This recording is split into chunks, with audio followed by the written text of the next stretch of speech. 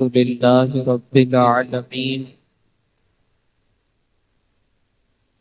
والعاقبة للمتقين والصلاة والسلام على سيد الأنبياء والمرسلين وعلى آله وصحبه الطيبين الطاهرين أما بعد فأعوذ بالله من الشيطان الرجيم بسم الله الرحمن الرحيم يا أيها الذين آمنوا اذكروا الله ذكرا كثيرا وسبحوه بكرة وأصيلا صدق الله مولانا العظيم وبلغنا رسوله النبي الأمين الكريم ونحن على ذلك لمن الشاهدين والشاكرين والحمد لله رب العالمين. حاضرین مسجد و سامعین محترم، السلام علیکم ورحمۃ اللہ وبرکاتہ. پڑھیے الصلاۃ والسلام علیک یا رسول اللہ، الصلاۃ والسلام علیک یا حبیب اللہ، الصلاۃ والسلام علیک یا نبی اللہ وعلی آلک واصحابک یا نور اللہ صلی اللہ تعالی علیہ وسلم. رسول گرامی وقار صلی اللہ تعالی علیہ وسلم کے پیارے دیوانوں، اللہ رب العزت قرآن مقدس میں ارشاد فرماتا ہے یا ایھا الذین آمنوا اذکروا اللہ ذکرا کثیرا. اے ایمان والو، اللہ کو بہت یاد کرو. اور کیسے یاد کرو؟ وَسَبِّحُوهُ بُكْرَةً وَأَصِيلًا، صبح و شام اس کی پاکی بیان کرو. یہ اللہ رب العزت قرآن مقدس میں ارشاد فرماتا ہے. اس سے پتہ چلا اللہ رب العزت قرآن مقدس میں اپنے بندوں کو اپنا ذکر کرنے کی تعلیم عطا فرماتا ہے، اپنا ذکر کرنے کا حکم عطا فرما رہا ہے. واضح لفظوں میں اللہ نے فرما دیا، اے ایمان والو، اللہ کا ذکر بہت زیادہ کرو اور صبح و شام اس کی پاکی بیان کرو. اب ذکر کہتے کسے ہیں؟ ذکر کا معنی کیا ہے؟ ذکر کا لفظی معنی ہوتا ہے یاد کرنا یا یاد رکھنا یا اس کو چرچا کرنا. اس طرح کے اس کے بہت سارے معنی ہوتے ہیں. یہ نہایت ہی چھوٹا سا لفظ ہے، لیکن پوزے میں سمندر کے مثل اپنے اندر تمام عبادات اور معاملات کو سمائے ہوئے ہیں، جس کو ہم یوں بیان کر سکتے ہیں کہ وہ عمل جو اللہ عز و جل اور اس کے پیارے حبیب صلی اللہ علیہ وسلم کے حکم کی تعمیل میں ان کی رضا اور خوشنودی کے لیے کیا جائے، اس کو ذکر کہتے ہیں. جو اللہ اور اس کے رسول کی عبادت میں اس کی خوشی کے لیے کیا جائے، اس کو ذکر کہتے ہیں. چاہے اس کا تعلق عبادات سے ہو، جیسے نماز، روزہ، حج، زکوٰۃ، یہ دیگر معاملات، یا عبادات سے نہ ہو، جیسے والدین کی خدمت کرنا، ان کی اطاعت اور فرما برداری کرنا، پڑوسیوں اور رشتہ داروں سے یا یتیم اور محتاجوں سے حسن سلوک کرنا، یا حصول معاش کے اندر حلال اور حرام کے اندر امتیاز رکھنا، یا محنت و مشقت کرنا. یہ ساری چیزیں بھی ذکر کے اندر شمار ہوتی ہیں. ایک عبادتی ذکر ہوتا ہے اور ایک غیر عبادتی ذکر ہوتا ہے. عبادتی ذکر نماز روزہ حج و زکوٰۃ ہے، اور غیر عبادتی ذکر کہ اللہ کے حکم کو بجا، جیسے والدین کے ساتھ اس نے سلوک کرنا، ان کی اطاعت کرنا، ان کی فرما برداری کرنا، پڑوسیوں کے ساتھ اس نے سلوک کرنا، پھر روزگاری کے لیے حلال اور حرام کا امتیاز رکھنا، یہ ساری چیزیں بھی ذکر کے اندر شمار ہوتی ہیں۔ قرآن پاک میں اللہ تبارک و تعالیٰ نے متعدد مقامات پر اپنے محبوب صلی اللہ تعالی علیہ وسلم کو ذکر کرنے کی تعلیم عطا فرمائی اور حکم عطا فرمایا۔ کہیں اللہ تبارک و تعالی فرماتا ہے وَاذْكُرْ رَبَّكَ فِي نَفْسِكَ تَضَرُّعًا وَخِيفَةً وَدُونَ الْجَهْرِ مِنَ الْقَوْلِ بِالْغُدُوِّ وَالْآصَالِ وَلَا تَكُن مِنَ الْغَافِلِينَ۔ اللہ فرماتا ہے یاد کرو اپنے رب کو، یاد کرو اپنے رب کو اپنے دل میں عاجزی کرتے ہوئے اور ڈرتے ڈرتے یاد کرو اللہ کو، اور غافلوں میں نہ ہونا۔ کہیں اللہ تبارک و تعالیٰ فرماتا ہے سورہ مزمل کے اندر وَاذْكُرِ اسْمَ رَبِّكَ وَتَبَتَّلْ إِلَيْهِ تَبْتِيلًا، اور اپنے رب کا نام یاد کرو، اس طرح یاد کرو کہ سب سے ٹوٹ کر اسی سے محبت کرو، اسی کے بن کر کے رہ جاؤ۔ سورہ دہر کے اندر اللہ ارشاد فرماتا ہے وَاذْكُرِ اسْمَ رَبِّكَ بُكْرَةً وَأَصِيلًا، اور اپنے رب کا نام صبح شام یاد کرو۔ اس طریقے سے متعدد مقامات پر اللہ تبارک و تعالیٰ قرآن مقدس میں اپنے محبوب صلی اللہ علیہ وسلم کو ذکر کی توفیق عطا فرما رہا ہے۔ اور میرے پیارے آقا صلی اللہ تعالی علیہ وسلم کے پیارے دیوانوں، لیکن محبوب خدا صلی اللہ تعالی علیہ وسلم نے بھی کیسا ذکر کیا اور کیسی اس کے حکم کی تعمیل کی، اور ایسا ذکر کیا کہ ساری کائنات جھوم اٹھی۔ چنانچہ زمین کے چپے چپے پر اشہد ان لا الہ الا اللہ کی صدائیں گونج اٹھی۔ ایسا ذکر بھی کرنے والا کوئی ہے تو محبوب رب العالمین کی ذات بابرکت ہے۔ ان کی ہر ادا ذکر الہی ہے، ان کی جلوت میں اللہ کا ذکر ہے، ان کی خلوت میں اللہ کا ذکر ہے، ہر چیز میں ان کے چلنے اٹھنے بیٹھنے پھرنے ہر چیز کے اندر ان کے اللہ کا ذکر ہوتا ہے۔ اس لیے کہ میرے پیارے آقا صلی اللہ تعالی علیہ وسلم کے پیارے دیوانوں، حضور رحمت عالم صلی اللہ تعالی علیہ وسلم خود ایک مرتبہ حضرت عائشہ صدیقہ رضی اللہ تعالی عنہا سے فرماتے ہیں کہ ان عینی تنامانی ولا ینام قلبی، یعنی اے عائشہ میری آنکھیں تو سوتی ہے لیکن میرا دل نہیں سوتا۔ یہ خود حضور رحمت عالم صلی اللہ تعالی علیہ وسلم حدیث پاک کے اندر فرما رہے ہیں میری آنکھیں تو سوتی ہیں لیکن میرا دل نہیں سوتا۔ اس سے پتا چلا کہ حضور صلی اللہ تعالی علیہ وسلم کا سونا بھی ذکر اللہ کے اندر مصروف ہے۔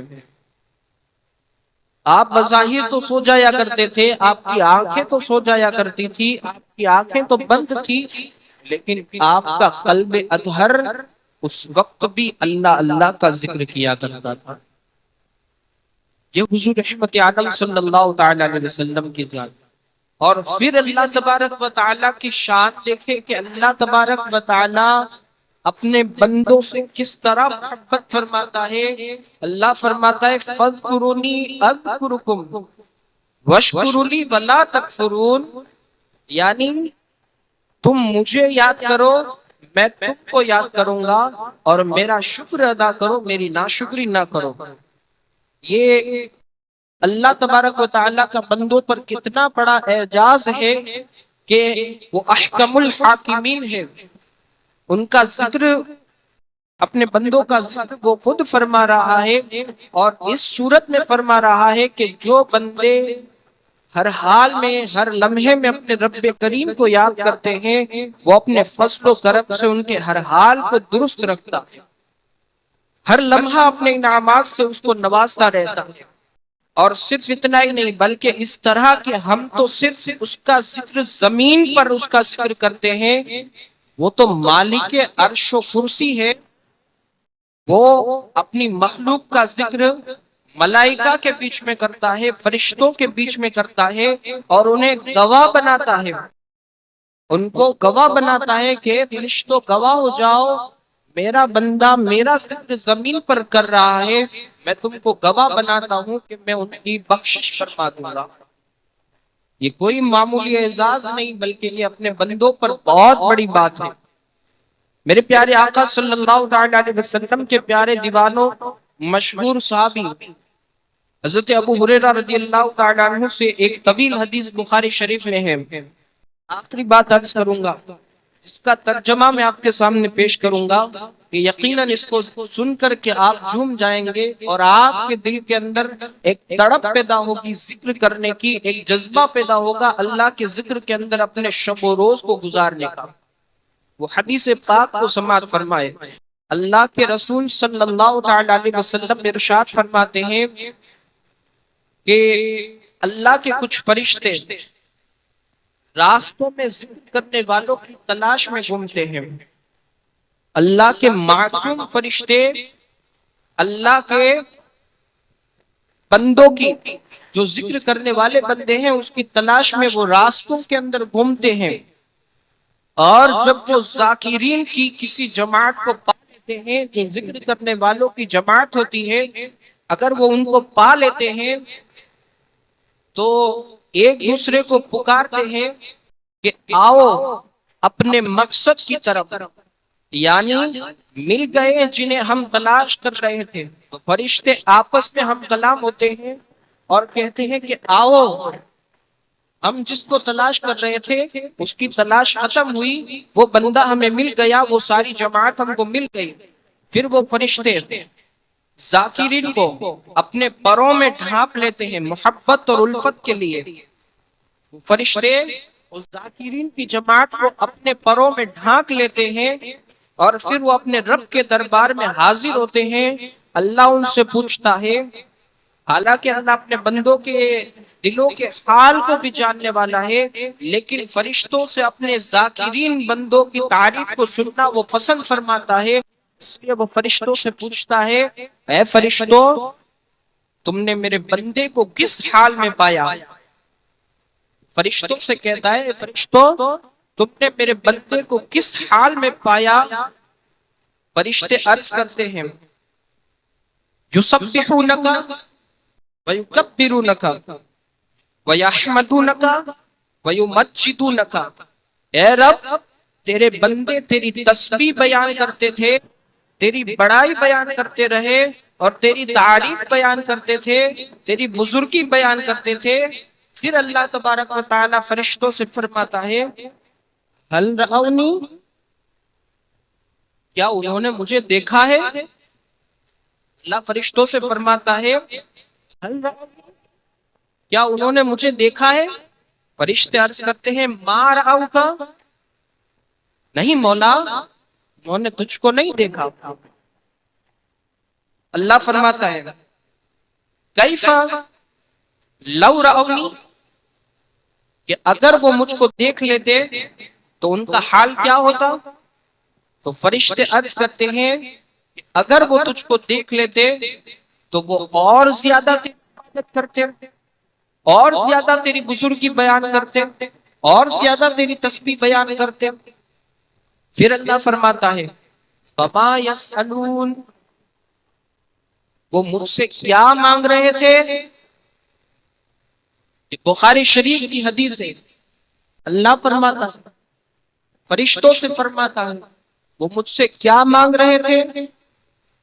فرشتے عرض کرتے ہیں، مولا وہ تجھ سے جنت مانگ رہے تھے۔ اللہ عز و جل فرماتا ہے، کیا انہوں نے جنت کو دیکھا ہے؟ فرشتے عرض کرتے ہیں، نہیں، اللہ کی عزت کی قسم انہوں نے جنت کو نہیں دیکھا۔ اللہ فرماتا ہے، اگر وہ جنت کو دیکھ لیتے تو ان کا حال کیا ہوتا؟ فرشتے کہتے ہیں، اگر وہ جنت کو دیکھ لیتے تو وہ اس کی بہت زیادہ حرص کرتے، وہ اس کی بہت زیادہ تمنا کرتے، اس کی بہت زیادہ طلب کرتے، اور اس کی طرف وہ زیادہ رغبت کرتے۔ پھر اللہ فرماتا ہے، وہ کس چیز سے پناہ مانگ رہے تھے؟ تو فرشتے عرض کرتے ہیں من النار، جہنم کی آگ سے پناہ مانگ رہے تھے۔ تو اللہ فرماتا ہے کیا انہوں نے جہنم کو دیکھا ہے؟ فرشتے عرض کرتے ہیں کہ اللہ کی عزت کی قسم انہوں نے جہنم کو نہیں دیکھا۔ اللہ فرماتا ہے کہ اگر وہ جہنم کو دیکھ لیتے تو ان کا حال کیا ہوتا؟ تو فرشتے کہتے ہیں کہ اگر وہ اس کو دیکھ لیتے تو وہ اس سے زیادہ بھاگتے، اس سے زیادہ ڈرتے۔ پھر اللہ فرماتا ہے کہ آخری جملہ ہے، اللہ فرماتا ہے فَأُشْهِدُكُمْ أَنِّي غَفَرْتُ لَهُمْ۔ کیا فرمایا؟ اے فرشتوں، میں تم کو گواہ بناتا ہوں کہ میں نے ان سب کو بخش دیا جن کی جماعت کو تم نے ذکر کرنے والا پایا ہے۔ اللہ فرشتوں کو گواہ بنا کر فرما رہا ہے فَأُشْهِدُكُمْ أَنِّي غَفَرْتُ لَهُمْ، کہ گواہ ہو جاؤ میں نے ان ذاکرین کی جماعت کو بخش دیا، ساروں کی بخشش فرما دی۔ یہ اللہ کا کتنا بڑا اعزاز ہے، کس پر؟ جو اللہ کے ذکر کے اندر مصروف رہتا ہے، جو اللہ کے ذکر کو صبح و شام بجا لاتا ہے۔ ان سب کو بخش دیا، یہ اللہ فرماتا ہے۔ فرشتے کہتے ہیں اے اللہ، ان میں سے ایک بندہ ایسا بھی تھا جو کسی وجہ سے ان کی جماعت کے اندر آیا تھا لیکن ذکر نہیں کرتا تھا، اپنی ضرورت کو پورا کرنے کے لیے آیا تھا۔ اللہ تبارک و تعالی فرماتا ہے لا یخشا جلیسہم، ان کے پاس بیٹھنے والے کو بھی میں نے بخش دیا۔ یہ ذکر کرنے والوں کی محفل کا انجام، جو ذکر کی محفل کے اندر آتا ہے، اگرچہ وہ ذکر کی محفل کے اندر ذکر کرنے کی نیت سے نہیں بھی آتا، حدیث پاک کے مفہوم کے مطابق اللہ اس کی بھی بخشش فرما دیتا ہے۔ تو ذرا سوچو کہ جو اگر ذکر کی محفل کے اندر آتا ہے اللہ اس کی بخشش فرما دیتا ہے، اور اس کا عالم یہ ہے تو جو اللہ کے ذکر کے اندر اپنے شب و روز کو گزارتا ہوگا اس کا عالم کیا ہوگا، اس کے مقام اور مرتبے کا عالم کیا ہوگا۔ ایک اور چھوٹی سی حدیث میں آپ کے سامنے عرض کر دوں اور اپنے گفتگو کو سمیٹوں۔ حضرت ابن عباس رضی اللہ تعالی عنہما سے روایت ہے، انہوں نے فرمایا کہ آقا کریم صلی اللہ تعالی علیہ وسلم نے ارشاد فرمایا اول من یدعا الی الجنۃ یوم القیامۃ الذین یحمدون اللہ فی البأساء والضراء، یعنی جنہیں قیامت کے دن سب سے پہلے جنت کی طرف بلایا جائے گا وہ ہوں گے جو خوشی کے اندر اور غم کے اندر اللہ عز و جل کی حمد کرتے ہیں، جو خوشی میں بھی اللہ کی تعریف کرتے ہیں اور غم کے اندر بھی اللہ کی تعریف کرتے ہیں۔ حدیث پاک کا مفہوم ہے اللہ کے رسول صلی اللہ تعالی علیہ وسلم ارشاد فرماتے ہیں کہ ان کو سب سے پہلے قیامت کے دن جنت کی طرف بلایا جائے گا کہ آؤ جنت کی طرف۔ کس کو؟ جو خوشی میں بھی اللہ کا ذکر کرے اور غم کے وقت بھی اللہ کا ذکر کرے۔ یہاں ہمارا معاملہ کچھ الٹ ہی ہو گیا ہے، ہم سب سے زیادہ اگر ذکر اللہ سے غافل ہوتے ہیں وہ خوشی کے موقع پر غافل ہوتے ہیں اور غم کے موقع پر غافل ہوتے ہیں۔ اللہ کو سب سے زیادہ بلایا جاتا ہے خوشی کے موقع پر۔ آپ دیکھیں اپنے معاشرے کا جائزہ کریں، آپ کو پتا چلے گا کہ جو بندے کو اگر خوشی مل جائے وہ سب سے پہلے مسجد کو چھوڑ کر کے اپنی خوشی کی طرف جاتا ہے، جس کے اوپر غم کا پہاڑ ٹوٹ جائے تو وہ اللہ کو یاد کرنے کی بجائے دنیاوی سیٹھوں کے دروازوں کے اندر دستک دیتا ہوا نظر آئے گا، در بدر کی ٹھوکریں کھاتا ہوا نظر آئے گا، لیکن اللہ کے ذکر کے اندر نہیں نظر آئے گا۔ یہ ہمارا حال ہو گیا۔ میرے پیارے آقا صلی اللہ علیہ وسلم کے پیارے دیوانوں، انسان اکثر خوشی کے موقع پر اللہ کو بھول جاتا ہے، جبکہ ہونا تو یہ چاہیے کہ خوشی کے وقت بھی اللہ کو یاد کیا جائے، اپنے معبود حقیقی کا شکر بجایا جائے۔ اس لیے اولیاء کرام علیہ السلام کا ذکر خوشی اور غم میں زیادہ کرتے تاکہ اللہ راضی ہو جائے۔ انسان خوشی اور غم میں اللہ کا ذکر کرے تو اللہ اس بندے سے غم بھی فرماتا ہے اور خوشیوں کے اندر اضافہ بھی کرتا ہے، اس لیے کہ خوشی اور غم یہ دونوں اللہ کی طرف سے ہے۔ جب بندہ یہ مان لیتا ہے اور طے کر لیتا ہے کہ اللہ جس چیز سے راضی ہو جائے میں بھی اس چیز سے راضی ہو جاؤں گا، تو بندہ جب کمزور ہو کر اللہ کی رضا پر راضی رہتا ہے تو اللہ ایسے بندے پر کرم کی نظر فرماتا ہے اور اس کو جنت کا مزد عطا فرما دیتا ہے۔ تو ضرورت اس بات کی ہے کہ اپنے صبح و شام کو اللہ کے ذکر کے اندر مصروف کرو۔ حدیث پاک کا مفہوم ہے کہ جو بندہ صبح کے وقت اور شام کے وقت 100 مرتبہ یہ تسبیح پڑھے۔ کون سی تسبیح؟ سبحان اللہ، یہ تسبیح پڑھتا ہے تو حدیث پاک کے مفہوم کے مطابق اللہ عز و جل کے رسول صلی اللہ علیہ وسلم ارشاد فرماتے ہیں کہ اس کو 100 حج کے برابر ثواب عطا فرمایا جاتا ہے۔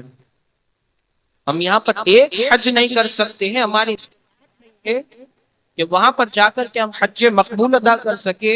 اللہ کے رسول نے نیکیوں کے اندر اتنی آسانی عطا فرما دی۔ حدیث پاک کا مفہوم ہے کہ جو بندہ صبح کو 100 مرتبہ اور شام کو 100 مرتبہ سبحان اللہ پڑھے تو اللہ کے رسول ارشاد فرماتے ہیں کہ اس کو اللہ تبارک و تعالی حج کا ثواب عطا فرمائے گا۔